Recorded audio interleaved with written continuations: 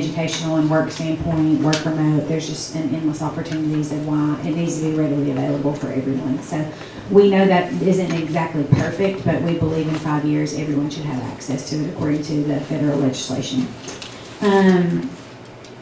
We have worked extremely well with our state office, Arkansas Economic Development Commission, so much so that they love to host regional meetings at Hempstead Hall and in our area because we help them truly facilitate. We've had an international business department meeting here in Hope, and that was for all the Southwest Arkansas stakeholders. They kind of did a tour for all the international business recruiters in the state, and there were 5 that represent international business in other countries in the state of Arkansas. And so they were here, I think, in January. And then we hosted an AEDC site readiness lunch and learn. That was also regional. We had about 100 attendees at Hempstead Hall from board members of small communities, mayors, county judges to actual economic development offices. There were GIS people there from the state, as well as utility and energy folks at the highest level, grant administrators, and some of the best economic developers in the state presented for that kind of mini conference. And so our relationships have been very strong in the past year and a half.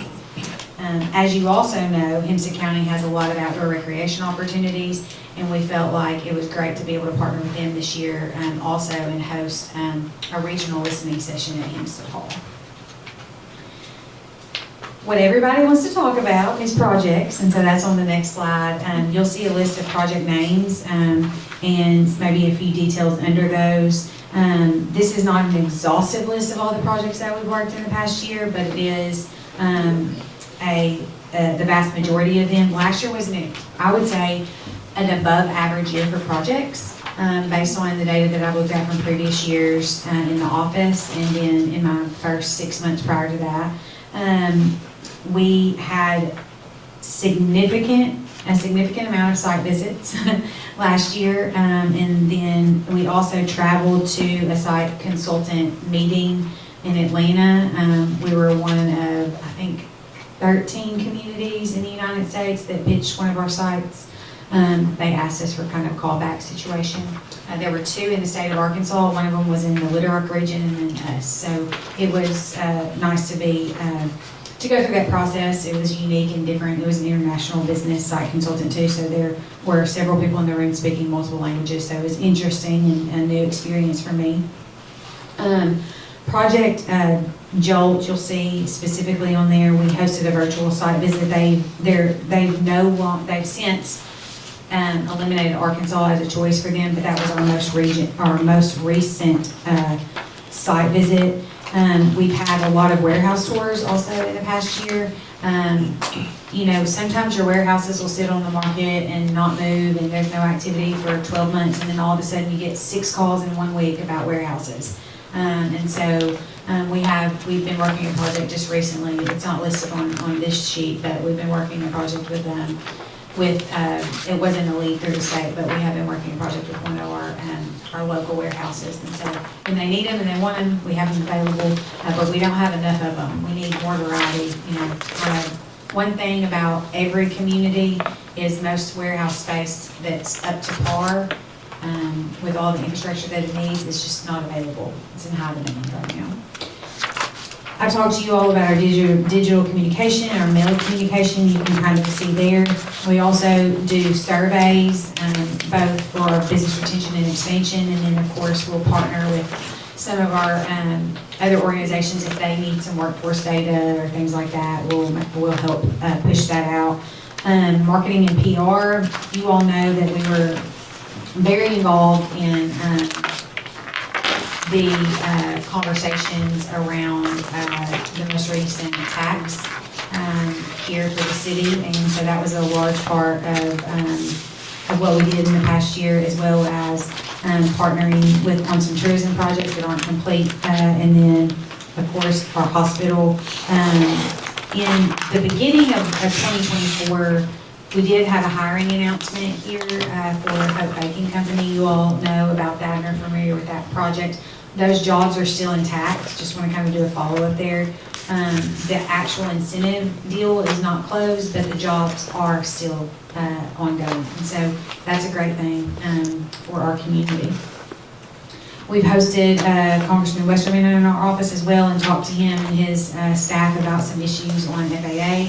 And the city is partnering with us, readily working through some of those issues as well. Nothing that you've done or we've done, it's just the way the legislation falls. Some things that are great for areas like California, but not so good for rural development. So we're trying to still combat through some of those. You all know that I love great swag, and so we've tried to elevate that in our office. We can't give watermelons away all year long, but we can give away watermelon socks. So to our stakeholders and prospects, we've developed some what we think are memorable swag for business consultants and organizations that we feel like need to remember who we are. And so that's something that we've done from a marketing standpoint. Professional development is extremely important in all fields, but specifically economic development. It changes every day. It's a very creative environment, and that's how people are getting deals done every day. They're not looking at a textbook and saying, okay, this is how we're going to do this deal. They're getting super creative and putting different packages together with multiple partnerships in their community. It's truly public-private all the way. And I can't tell you how much I've learned in the past 2 years. I still learn something new every day. I do have a few people that I've really, really leaned on in the state of Arkansas to ask really, I would say, vulnerable questions to about, hey, how would you do this? Or have you seen this done better in other communities, et cetera, et cetera. And so I feel like we will always continue professional development in our office as long as budget is available. So there's some highlights on that. And then on the next page, of course, you'll see additional training and education consulting events. One thing I will say is some things are reasonable to attend, some things are not reasonable to attend. We try to manage our ROI on what we try to go to as a professional organization. We've been to some not so good events and we've gone to some fantastic events.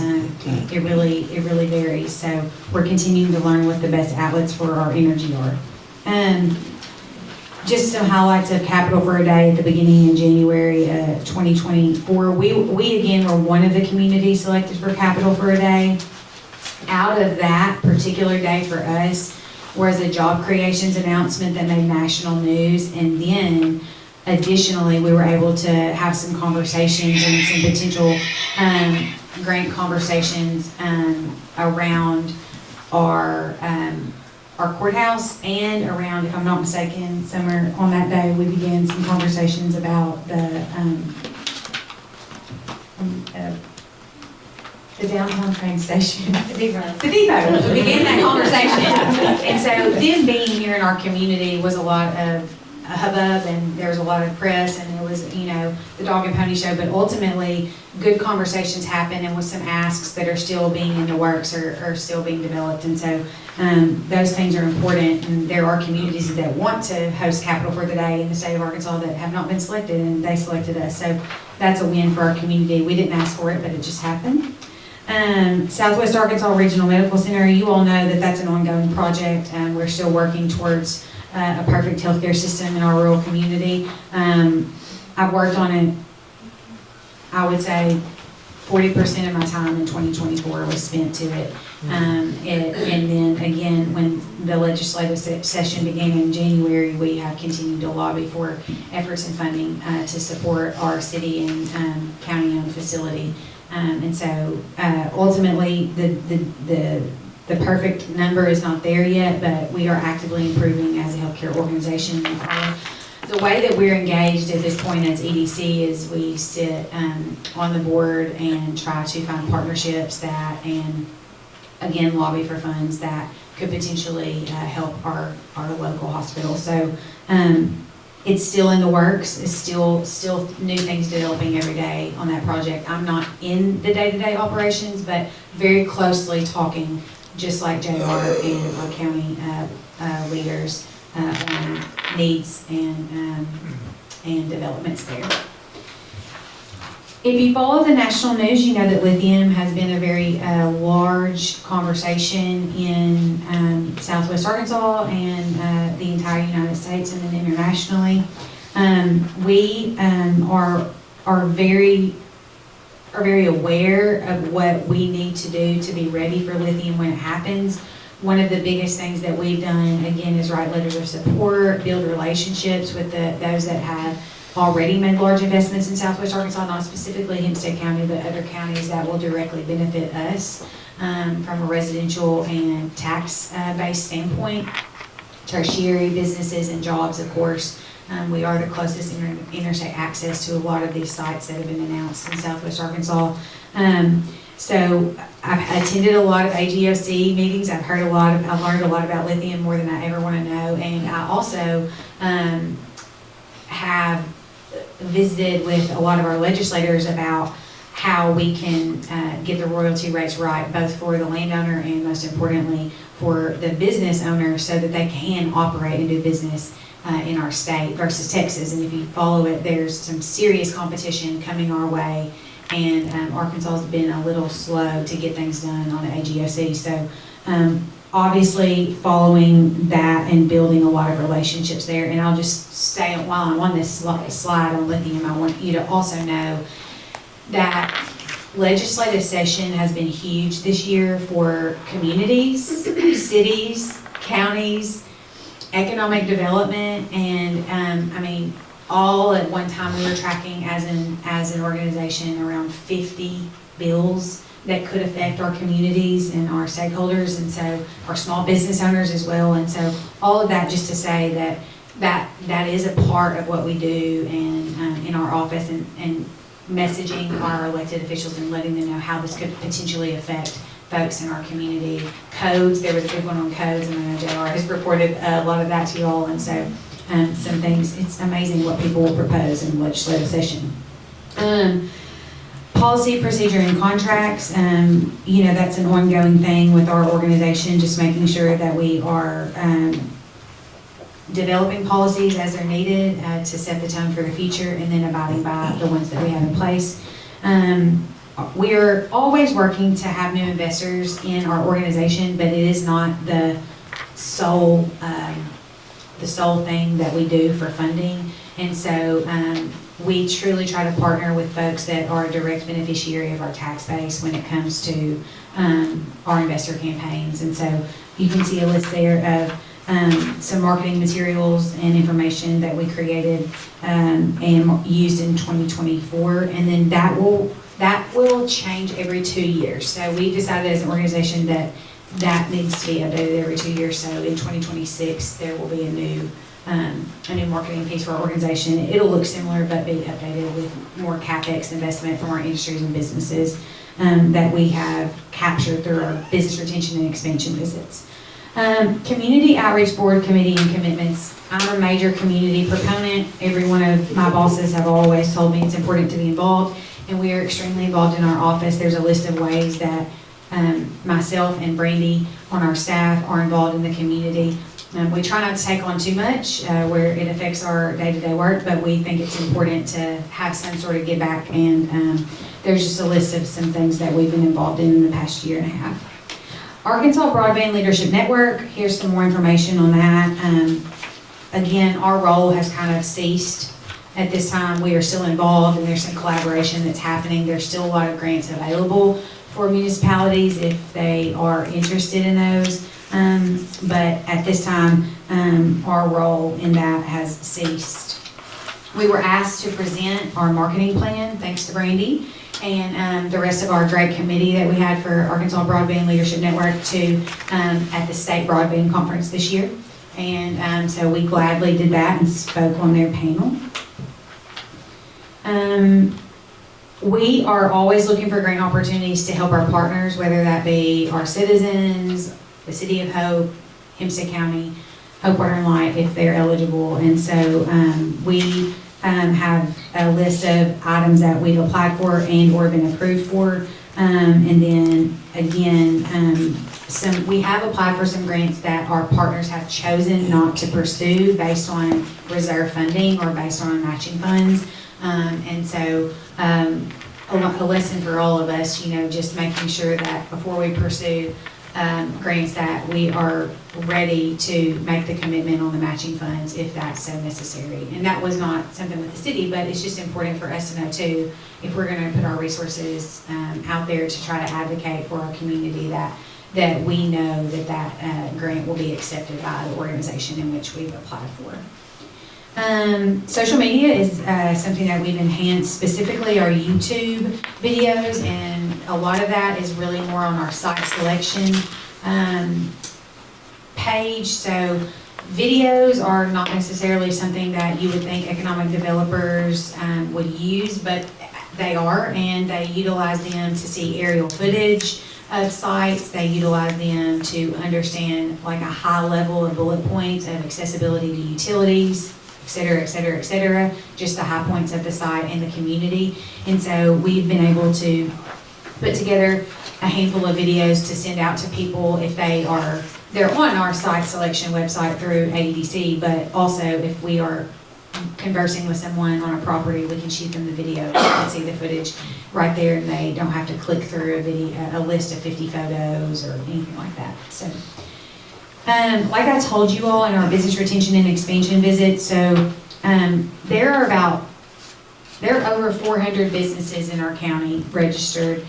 So obviously we can't meet with every single one, but we have specifically tried to, of course, visit with our largest employers and then some of our smaller employers that might be, in a position for an expansion project or position to potentially grow their base if they had other resources available. And so this year we did about 40 BR&E visits, which doesn't sound like many, but when there's 300 business days in the year and you've had 40 meetings with businesses and you're learning while you're in that, it is a lot. And so we are still tweaking and developing our BR&E surveys. We are going to move some of that to digital, and we'll probably move to 2 surveys a year, one specifically for wage and benefit survey, and then another one that will be for employees of our employers that do not live in our community or our county, and why not. And trying to really hone in on how we can retain those people to live in our community and spend their money in our community versus the retail leakage that we're experiencing. And so this will be a long process, but we believe if we can get community, and I say community, employer buy-in for those surveys, the city, the county, our organization will be able to take that data and really form a task force that will tackle some of the needs of our community that we know are out there, but we need to have them in some survey form. So that's all of that. You all know that we operate within budget in 2024. We are fiscally responsible, more lithium education. In your packets there is a large packet of information and data. Take some time to look through it. We can run reports like that all day long through our partners at AEDC. That's one that we recently had ran. I think it's important for all of us to look at the gap analysis on our retail, especially from a tax base standpoint. Where are we losing money in our community? And so please take a look at that, and also look at our workforce data. It has also some tapestry information about average income, et cetera, for our household and our community. Sometimes we think we know our community till we look at it black and white. So it's really neat for me to look at that sometimes. Always trying to improve our operations. Brandy does a fantastic job of all of my crazy ideas to try to improve everything, and she can read my mind even though it is a rat's nest every day. But we truly have made strong improvements to try to be a more efficient organization and to try to do more in our day-to-day operations that could long-term have an impact. And so we always try our best to attend meetings when we can, whether those are Quorum Court, City Board, Tourism, any of our stakeholders and partners. We can't make it to all of them, but we do try our best to attend and be abreast of the problems and challenges that you're facing as well. And 2025 has already been a fantastic year for our organization. A lot of the things on this list we've already worked towards. One of the things that my predecessor worked on before he left, Steve, was he worked hard on the Competitive Communities Initiative, and we are picking that up. It's a pretty lengthy process, but we've got to update some stuff. But if we are deemed a competitive community, it elevates our status from the state standpoint when we do receive projects. and it lets them know that we're ready to do business as a community. So we are heavily pursuing that, and there are several things on this list. If you want to talk with me about them, please pull me aside, set up a meeting with me, come to my office. I would love to talk to anybody about what we're doing and what we're working towards.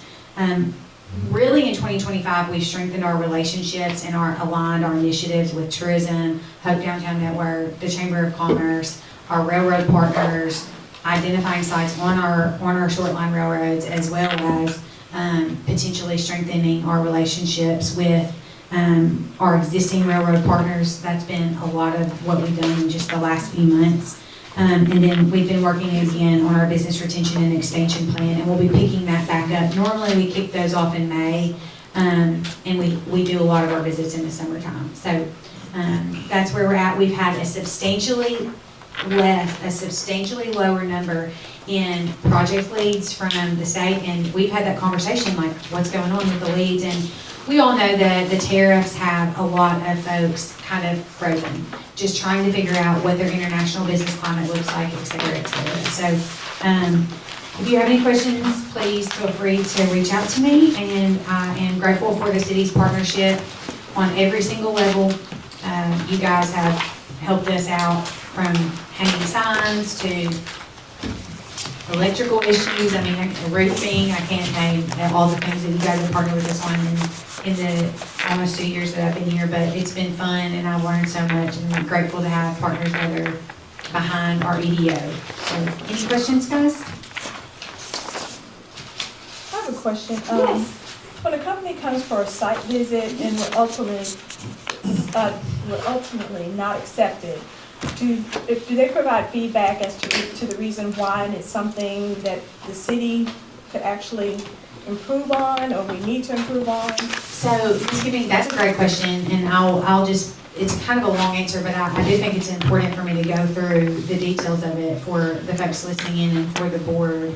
90% of the time, we do not get an answer. We always ask the state. We always ask our project manager, but most of the time, we do not get a for sure answer.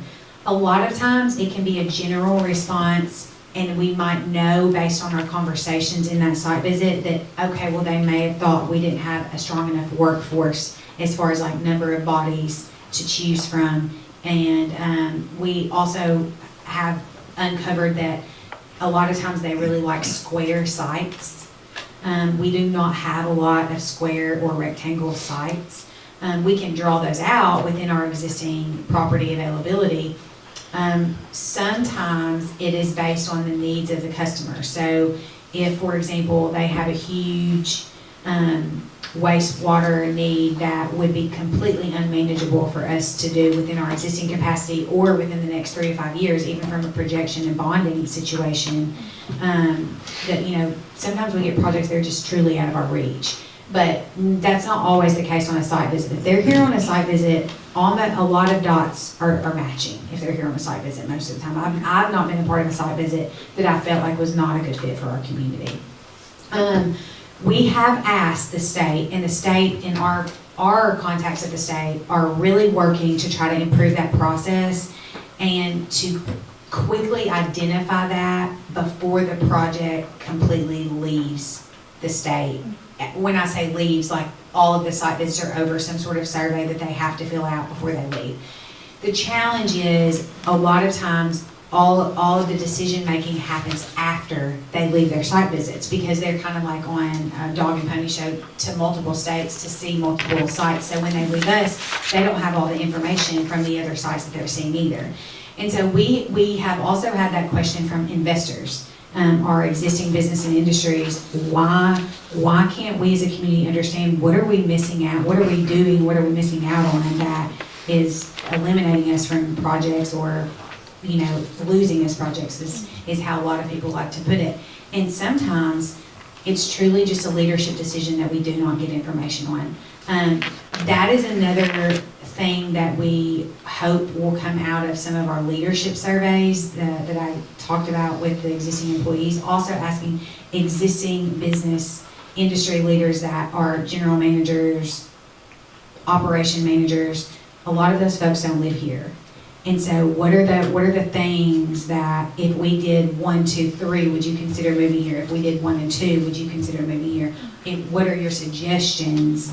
And so we're losing a lot of tax dollars specifically on our C-suite level leadership in our industrial jobs. But that's a fantastic question. It's not really a black and white answer. We do ask. A lot of times it's workforce. A lot of organizations cannot understand traveling in, like a 30, 40, 50-minute commute. That's really normal for us, and we have that data, and we show that workforce data, and you'll see it in that vision, I think it's vision, is it vision?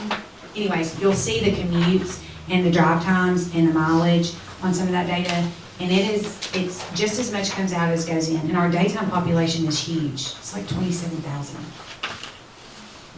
in our city. Substantial. Over 3 times, almost 3 times what our population is in our community. So obviously there are some things that we have to figure out and improve upon, but it's a process, and we'll start folding those layers back through surveys and bring that back to you guys, and what are we going to do about it? Thank you. Yeah. Anytime. Thank you, guys. Thank you. All right. Ready for the next one? Christy, come on up. Good evening, Christy Burns, Executive Director of the Hope-Hempstead County Chamber of Commerce. So within the past year and flowing over into the first quarter of 2025, the Chamber is focused heavily on downtown engagement, social media outreach, and supporting community events.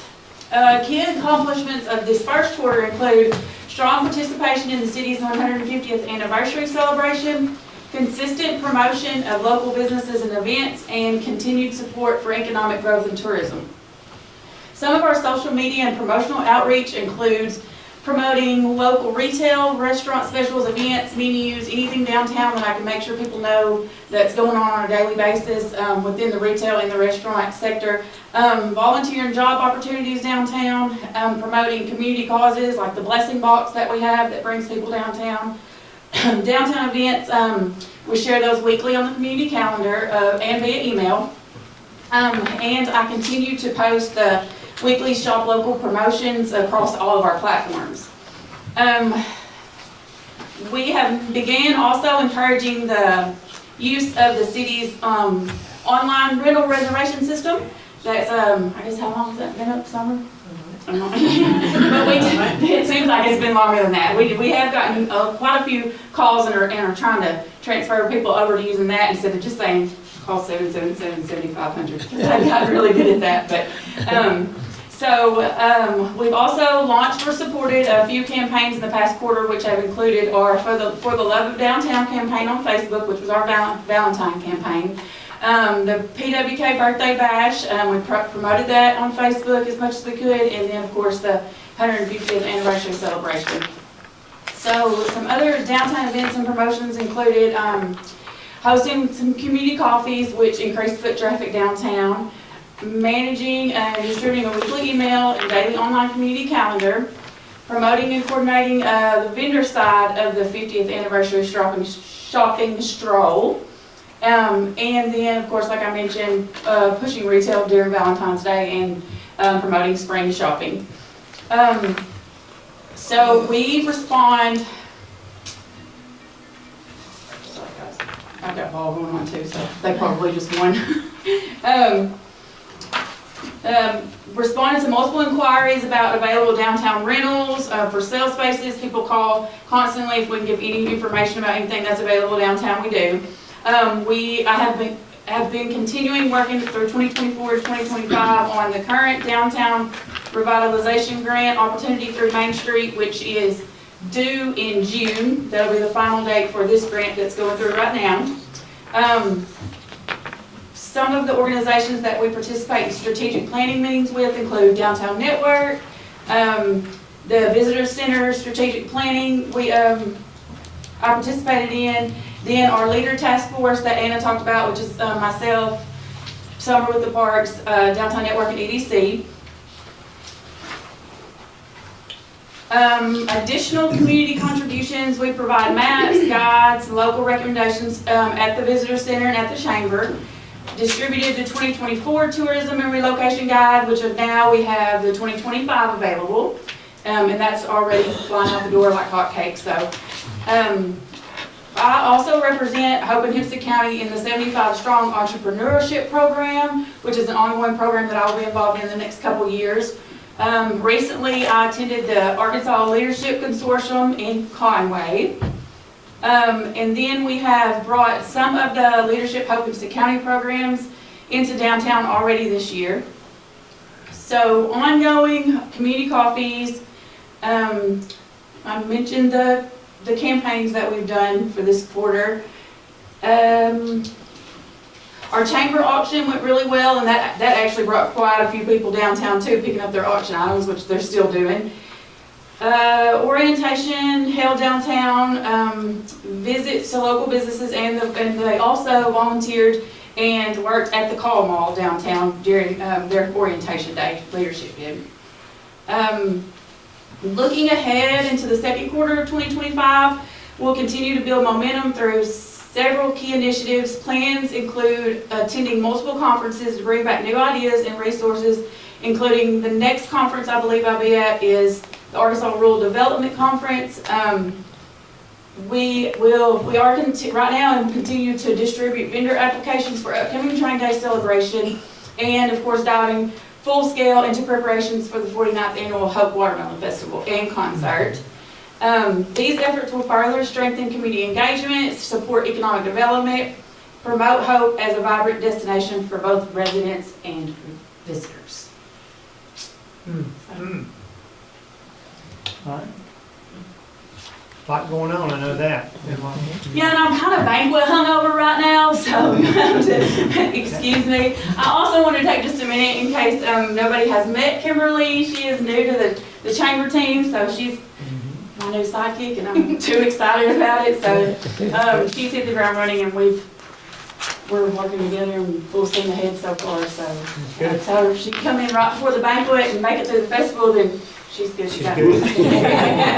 Yeah, so we also just wanted to thank everybody that was at the banquet last night. It was great, and so. Yeah. Any questions from the board? Keeping busy, I like it. Yeah. Thank you very much. Okay. Thank you. Oh, Train Day, that's the first May, that's the first weekend in May? Yes, ma'am. And I don't know if Summer knows it yet or not, but we've been having a lot of people come in and already coming in and getting applications for vendors, so that's a good thing. Yeah. Got quite a few already. Yeah. But thank you. Yeah. Yeah. That's like the festival. We already have 10 food trucks accepted. That leaves us about 8 spots, which people are fighting over. And then we've already accepted about 60, 70 vendors, and we have a whole list that we just hadn't had a chance to go back through again yet, so it's going. That's for the watermelon festival. Yeah, it's for the watermelon festival. That's right. That's right. Be here for you now. Yeah. That's what I'm thinking. As I always say. Yeah. Good deal.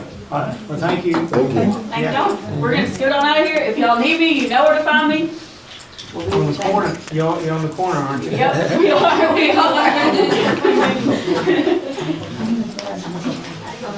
All right. Jeremy, you don't have to be quite so detailed. If you'll look at this piece of paper you have beside this one, it says Airport 422 runway on top of it. Should say this right here on top. Oh, the little one. Okay, yeah, got That'll help you understand these numbers better.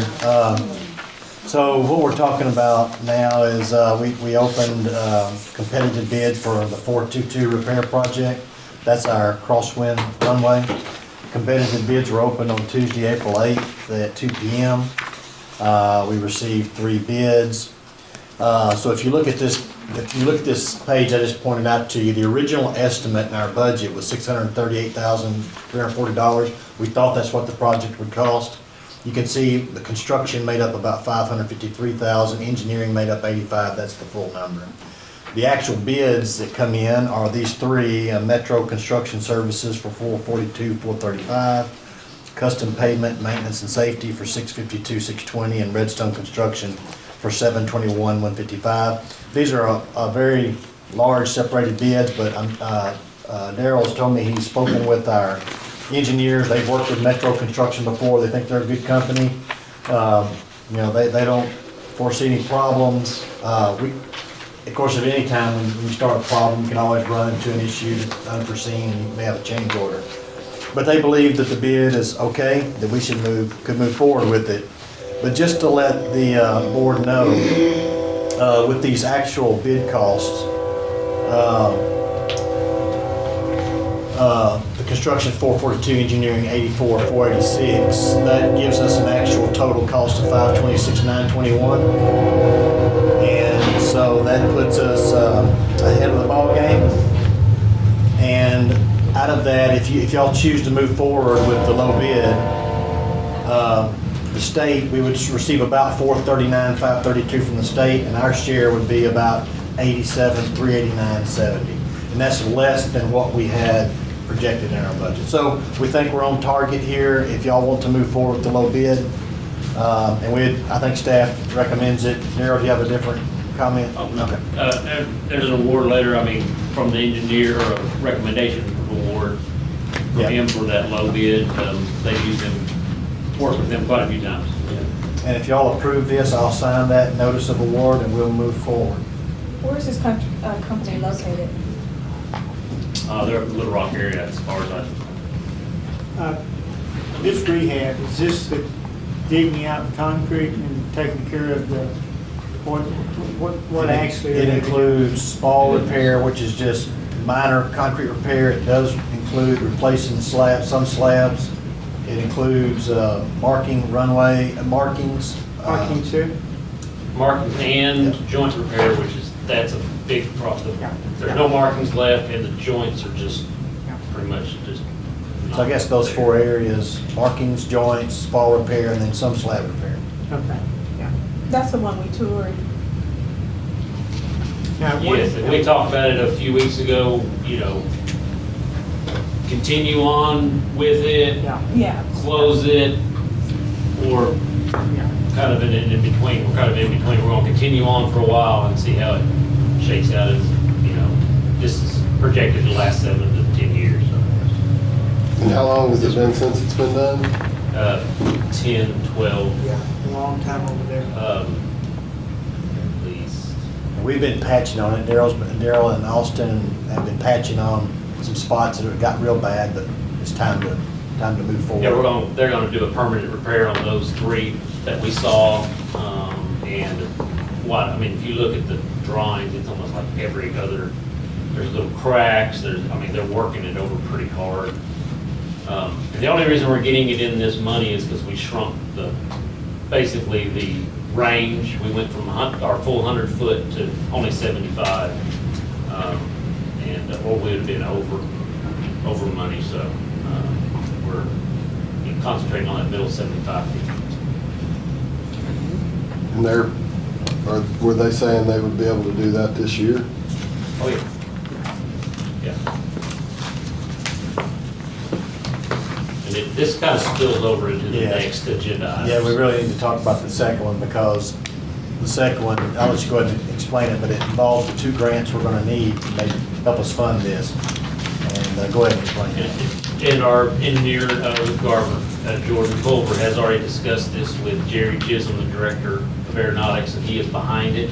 So if he's behind it, generally he'll recommend it to the commission and they'll push it forward. But we are gonna apply, because technically he said this is one project or multiple projects on the same runway, and it's one project, and they don't do 2 grants for one project. So we're gonna apply in 2 consecutive months. Just kind of That's the way how it we're has to doing work it. out, So yeah. June, we're gonna go May, the May meeting and June meeting. I think is what we have at this point. And if those are successful, then we can do the project like we've discussed with you. If one of those is successful, one's not, we'll have to come back and explain to Well, you. yeah, we're going for we're going for the one that has the markings involved first. We may have to push off the joint repair to another, you know, following year or something like that, but, and there also is a possibility that the Division of Aeronautics doesn't have the funds you know, they may be allocating, I don't know how many potential grants they have out, but they may have to push it off a month. They do that sometimes, push it off a month or two. So there's always a chance that it gets kicked a little bit, but they'll get it this year, because it's, you know, it's not like the drainage that they had to open up the ground. This is just smaller areas. They can tear it apart, put it back together pretty quick. All right, you've heard the explanation. Is there a motion, or do you need to ask more questions? I'd like to make a motion to pursue the grants to fund the project. Second. Okay.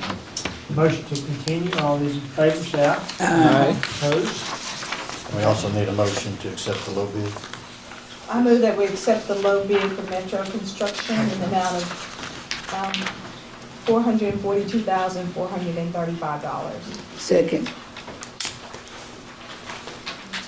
Okay, there's a motion and a second to approve this, all in favor, say aye. Aye. Okay, that will need that, Thank you, that's what we needed on that. okay.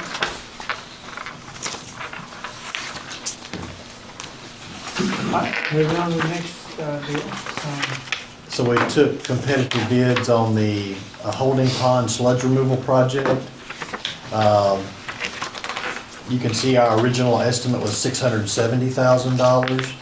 Of that, $592,900 was the construction piece of that. $47,500 was engineering fees, and there was some miscellaneous that made up our estimate. The bids did come in on April 10th, 2025 at 2 p.m.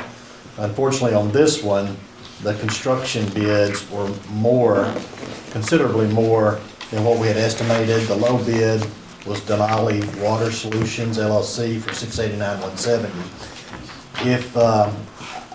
If the board decides to move through with, continue with this project, you know, this is the funded by CDBG at $500,000. And so the city would have to make up the remainder. We had 670, so we knew we were gonna be paying 170,000. We had that budgeted already. So we're gonna exceed that by about $96,270. To accomplish that, I've talked to Cindy. We'll probably have to cash in a CD that wastewater has to help us fund this, plus we've had another emergency which I'll talk to you about in a minute. But I think staff thinks we should go ahead and move forward on this, in our opinion. This is an important thing we need to get done, remove the sludge out of our ponds, because we just can't hold the volume of water we need to hold. We think we can cash flow this. This would be a cash flow for us, plus the $500,000 we received from CDBG is free money for us. But it would cost us a little bit more than we anticipated, but staff would recommend that we move forward. If you have any questions, I'm sure Scott's here, Cindy's here to talk to you, answer your questions. I was told that the last time this was done was in 2002, so I don't believe it's gonna get any less expensive in future years, so. And this was the cheaper way to go, as I remember, because we had a plan before to do something different. Is this a dredging the pond down number one, down north? Or is this a different project I'm getting? Well, no, you're thinking along the same lines. We used to have two projects combined, the automated valve and the sludge removal. And the automated valve is what we changed up. That was what was gonna cost more going through. We had a overflow system that would handle overflow and clean it. Now we think we can do the automated valve project, which would be the next item. And that one's made it a lot cheaper. This is just for the west plant, the dredging? Both plants. It's both plants. That's what Jeremy looked at though, and he said I could just make it the bond. Because we really looked at something that, Yeah, Glenn yeah. Spears. Yeah, he came up with this. Yeah. Like Trevor, this is just something we have to do. Thought that pretty well. But if you allow us to do it, we'll cash that CD, put the monies in our checking account and have it available for the project. Okay. Any other if we can get through with wastewater and wastewater, we can make some money. Okay. It's pretty tough. All right, what's the will of the board? Make a motion to approve the bid from Denali Water Solutions for $689,170. Second. Okay, motion and second, approve this project. All those in favor say aye. Aye. Opposed? Okay. Would you state that we're gonna cash in the CD so I can write it in the minutes? Okay, That you're approving cash in the CD? okay, we're going to cash in the CD to fund this project. Do we need a motion or something, or just? Yeah, state so it? I can put it in the minutes. Okay, I need a motion to cash the CD wastewater to be put in the check. I move that we cash the CD that's required to complete the project. Second. All those in favor say aye. Aye. Opposed? Okay.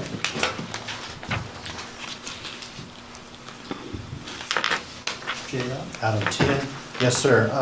So the next one is another bid we took on the automated control valve project, which the mayor brought up just a few minutes ago. This one came in on the money, a little bit less. As you can see, we had, and this is all funded by our bond that we've already done with ANRC or ANRD.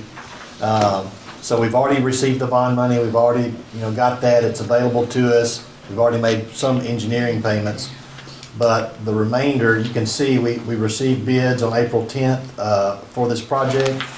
You see the two bids, one is Bobo and Bain Construction, the other is RBIS. Bobo and Bain was the low bid at $547. You can see the estimated construction we had above was at $624. So this is below our estimated amount. And so this will actually come in, we estimate this project now with that construction bid to be about $637,000 as opposed to the 714. So we'll save a little money. I did ask Glenn to check into if we could use the excess of this bond towards the others. He doesn't think we'll be able to, just because of the way the paperwork works, but he's gonna ask anyway. And if we can use this excess money, then we'll come back and let y'all know, and that'll help us in the other direction. But staff does recommend that we approve the low bid of Bobo and Bain Construction. All right. Any other questions about this? Nice to see something coming under. A motion to approve Bobo and Bain. Make a motion to accept the wastewater competitive bid automated control valve project for Bobo and Bain Construction. Second. Okay, all those in favor say aye. Aye. Opposed? Thank you. City manager's report. JR, if we can't use the excess, then do we have to return it, or? Yeah, it'd just be something we never take out of the funds that are sitting for us. We don't receive those funds in advance. They wait till we send them, Oh, and they pay us as we need it. We just wouldn't use it. Okay, thank you. Also, city manager's report, yes, sir. We met with the FAA, had a really good meeting with them. It was involved our new program manager. It involved the Glenn Bowles. He's the next step up, and then the next step up higher than him was No. Eddie. Glenn, and then you got Femi. Femi. Femi was below, is Yeah, kind of okay. Glenn's assistant. But anyway, we had a really good meeting, and what we're trying to accomplish is getting them to allow us to release all the airport property on the restricted deed that's east of Highway 278. So it can just be pre-released. So when we do have economic development, looking at sites, we don't have to go through the process while, and that being up in the air. We really had a good meeting. We walked away encouraged that they thought maybe it'd be possible, but then a week later, we got this email that I've provided to you. And the email basically says that the people we were talking to, that part of FAA, they received word today from another part of FAA, which is the compliance division, that no land will be released for sale from this point forward, unless, so there's still some hope, unless there's an active buyer willing to deposit money in the airport's account even before the approval of release.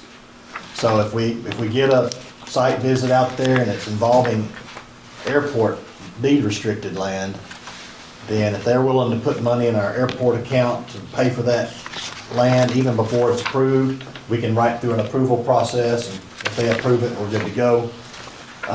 The other option is to contact our local congressman or senator and advise them of the issue we've run into and see if they could walk something through Congress to get this released. What we were told, the reason FAA has this position is because airports along the East Coast and West Coast sold a lot of land in the past, and then cities built up around them, and they needed to enlarge their airports, and they didn't have the land, so they just set a general rule that applies, a kind of a one-size-fits-all rule. Okay, now we're not gonna let you sell land because you've created this problem. Obviously, that's not our problem, but they have this one-size-fits-all rule. But there is a chance that we could overcome that rule, but it would take maybe our congressman's actions or a person willing to put the money in our account, and then we can walk through the purchase of that one piece. So we'll talk more about that in the future. I wanted to let you know about that. The UP lease, I'm still looking into that. We talked to you about it last week. I don't have additional information for you yet. I did talk to John Wilkerson again. I was gonna update Randy, but I hadn't got anything back from him. He said he'd look at that, what we're doing, and thought he had maybe a couple ideas. He was also gonna talk to Jason Carter again, so, but they're in the middle, wrapping up legislation. That's just been a hard thing to push uphill, but I'll get with him after it's over. Estimated storm damage, I wanted to let y'all know. So we estimate, there is a state county declaration, and there's a state declaration, I believe, and I believe there's a federal declaration. So we got our numbers in to try to, we hadn't walked through that process yet, but we got the initial numbers to add to our county totals. And the city has about $147,523.84 at this point that we believe are storm damage related. 90,000 of that money is Hope Water and Light. Then about 53,000 is damaged at culverts and drainage repair down at Northside Park, where Spruce Street and the culverts cross right before you get onto the bypass. And that's also eroding that ditch all the way down through the park. So there's been some innovative thinking about what we could do to shore that up. I know it's going to be a floodplain issue. We'll have to walk through the processes, but we estimate if we could fix it, it'd be about that amount of money.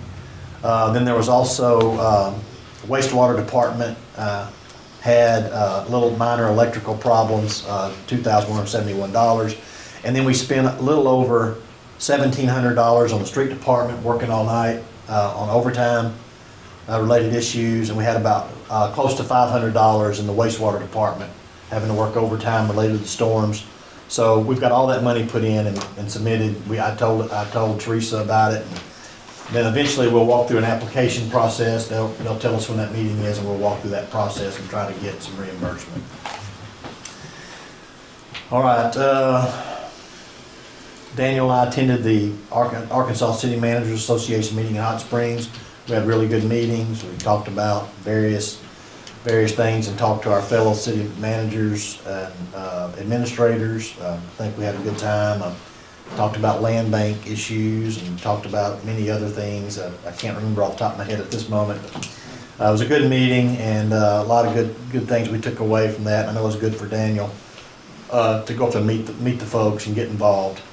Want to let you know we have had some collapsed storm drains again, more collapsed storm drains that we're going to be working on this summer.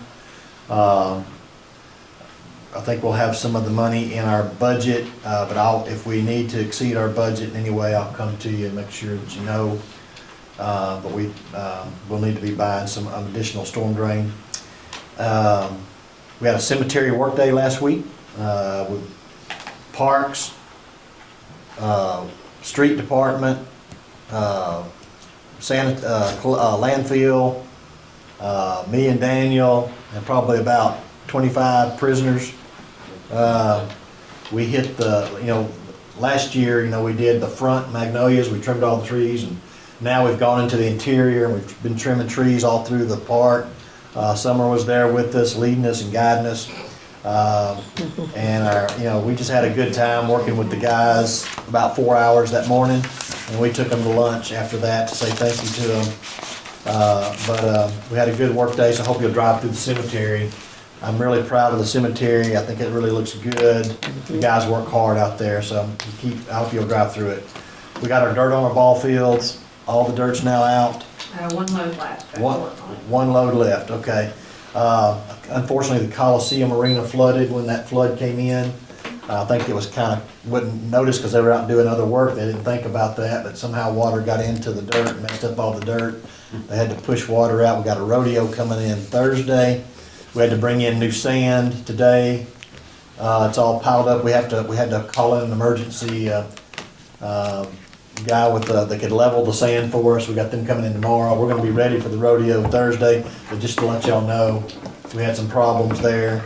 So I know Summer, once bitten, you learn, so I know they'll be watching that more closely, make sure maybe we ditch out anything that keeps that from flooding again.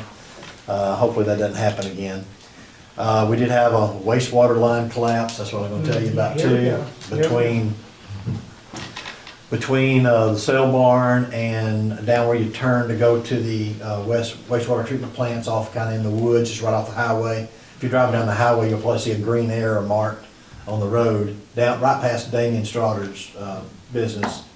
And right up there in that little wood line is we had a 36 inch? 30 inch.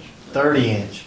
A 30-inch clay pipe collapsed, and the reason we knew it is probably 10 or 15 feet deep or so. Yeah. And I guess when it collapsed, it caused the dirt to start falling in, and eventually it worked its way up to the top, and there was a hole, and then it just finally made a giant hole. And the guys noticed flow problems. They started walking the lines. They found the hole. And they've walked that whole line completely into town now to make sure we hadn't found another one. That doesn't mean something's not collapsed underground somewhere, but they've got good flow through it, so they're getting back to their normal flow, so we think it's gonna be pretty good. And we think it's gonna be about a $50,000 repair job. We've got Bobo and Bain on emergency order to get that done for us. We don't wanna be out of compliance here and spill our sewage all over the railroad track. Fortunately for us, it stayed in the hole and didn't get out, didn't spill out. It kind of stayed in there and kept funneling through the line, so not a big spill. Railroad ties, we put in about 100 railroad ties last week into our railroad. We do monthly inspection on our railroad, and we identified some ties that needed to be replaced. We replaced about 100, so we worked with the companies out there to put that in. I think they're all happy with that. There was one additional notice of maybe some potential fire department land. I'm looking at it myself, it didn't probably look like it would be a very good spot, but I did want to pass it on. Mr. Knight has more property along the Elm Street, a little bit around Elm Street, and some of it goes down 8th Street, kind of goes back near the railroad track. He showed us property on 6th Street. We already showed you on the west side of the railroad track. This is just on the east side of the railroad track. Doesn't have a lot of 8th Street frontage, what I can tell from the mapping system. And it may be a little small, but I wanted to let y'all know that. And then the last thing I wanted to bring up was we've got the asbestos testing that I told y'all about the last board meeting. It's gonna be about $13,000 if y'all want us to test everything and then decide. Another approach might be if the board has a particular site you think you could settle on, maybe site one, if you wanted to order them first. If you wanted to say, hey, this is our site 1, this is our site 2, then I could, if something needed asbestos testing, if you wanted site 1, and let's say no asbestos testing was required, we could just start making the negotiations and the offers. If that didn't work out, then we could move to site 2, and if that required asbestos testing, I could do it at that time to spend as we need to. If you think you need that information though, to make a decision, I understand that, we can go ahead and order it and get it all done. I just wanted to ask you before I decided that, ask them to come forward and get that done, is how do we want to approach that? I think, from my position, I'm not sure about Daniel or anybody else, the cleanest site and probably the less complicated site to me is that site on Main Street between 10th and 11th. And we did have there would be no asbestos testing of that site because the owner said they would tear down the existing structure. And that site is clean and ready, probably the most site-ready place for building. So that's what I just wanted to ask y'all about, how you want to proceed on that, and I'll proceed however y'all ask me to proceed. If we remember, Glenn said if we looked at the shopping center, it'd probably extend the time of the actual building of the building, probably 6 to 8 months, because you'd have to prepare that site. Where this one would be, if they move that building pretty quick, you'd be ready to go. So I tell you what, let's all think about that, and I think we'll have maybe the full board here for the next meeting, and we'll decide. Let's just decide what our number 1, number 2 location is, and let's be thinking about. I'd really like to see this project get going. I'd like to see us make some moves since we're starting to collect the tax. Because everywhere I go to eat, they remind me of my tax, of our tax, so. Mayor, just one more thing, May 6th meeting will be a very important meeting, because I think Bill will be here and showing you some options, some possible options. I haven't seen them all yet. But as soon as I get them, if I get them electronically, I'll forward them to y'all in your email. And also Jeremy will be here, I think, with some design, talk about what he's designed, the tennis courts, pickleball, and we've talked enough about splash pad, but I think the tennis courts and pickleball with some kind of design there. So. What about the restrooms at Northside? So we're definitely doing restrooms. I think last time I talked to Jeremy, we think we just need to start over. We think we just need to start over and do this right. Yeah, make it look good. I agree. So he's gonna design that into his, but I don't know if he'll have that May 6th, but we will get it to you. Okay. That's good, yeah, okay. Yeah, big meeting next time. So let's try to all be here, and we'll try to take care of that. Anything else, the board? I'd just like to say thank you to Parks and Recreation and Tourism for great deal over at the courthouse. I mean, right here at City Hall, that's right here, out front. But the 150 was a big success. They gave away 500 hamburgers and I don't know how many hot dogs. But, yeah, it was well attended and the weather was perfect. Perfect. So. We got a cleanup day this weekend? We do, citywide cleanup, that's right. So the landfill will be open till noon? 2? Noon? 2? Yeah, so if you're a city resident, you can take a trailer to the landfill and they'll take it, no charge. And also be sure and put your stuff out, all but refrigerators and anything with Freon in it we can't take.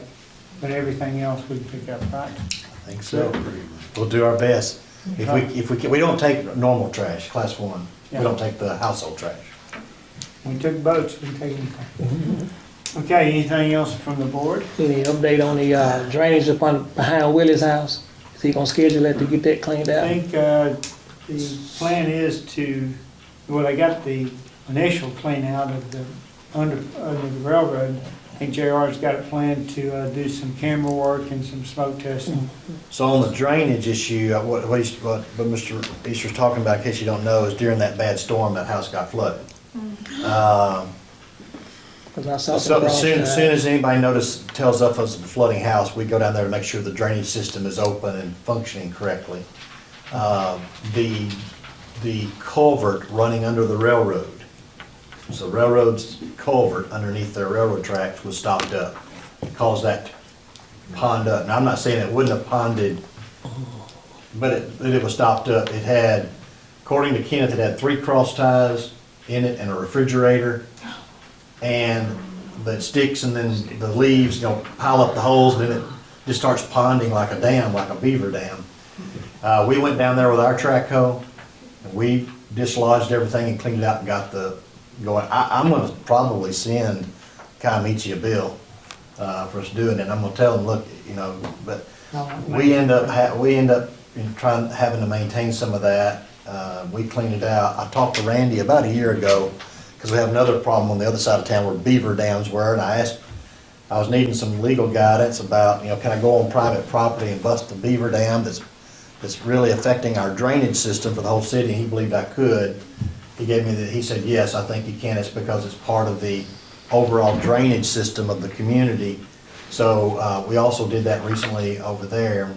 And then we took out some sandbags to some people that requested sandbags, and we had 2 or 3 people request sandbags. And so crews worked all night trying to alleviate problems, and they did a good job. Now, one thing I'd like to mention, what really came about the other day was wastewater backing up, like coming up in the bathtub and stuff. This is just rainwater. This wasn't like sewer system backing up in his house. This is just straight rainwater. That's what flooded the house this time. Right? Correct? Yes, and it was really good that backflow preventer was on there because the water was above our manholes. Yeah. So the water is pouring into our system. It was tested. Fully charging. And we tested it. Yeah, and they tested it right before the storm. Yeah, good. Well, I want to thank the first responders, our street department, and wastewater for their service during the storm. And also, I would like to commend our street department and Hope Water and Light for mitigating during the fall by cutting trees back, which I feel pretty sure helped us sustain less damage. So, thank you all that are here today, and thank you all who are listening online. Sure, that's fine. Very good, very good. Okay, any citizen requests? Marshall, Mark, just a question. Since Mark is not here, are we still meeting at the hub and do some connecting walking, or just the regular citywide cleanup where you just set your extra trash out? Because Mark normally, we would. Yeah. So Yeah, that's I guess he's out, yeah. So just, If you would like to still volunteer and pick up trash or something, you have a group, just meet us down at the Public Works Building, okay, and we can give you the trash bags and make sure you have whatever you need. You can pick your area, and you can still do what you do, and you can Okay. tie them up, and we'll give you a phone number to call when you leave trash bags somewhere, Okay. and we'll make sure we go by and pick them up. okay. But now that Mark's not here, he's gonna be here, let me get back with the people, because we was all looking for Mark. Get with Nathaniel Holyfield, Okay. he'll run the show, and he'll help. Okay. He'll help. Okay, all right. There are gonna be other groups out, I've been contacted, there will be other groups around the city, Still but going to, they're just picking streets and going to them. okay, thank you. Anything else?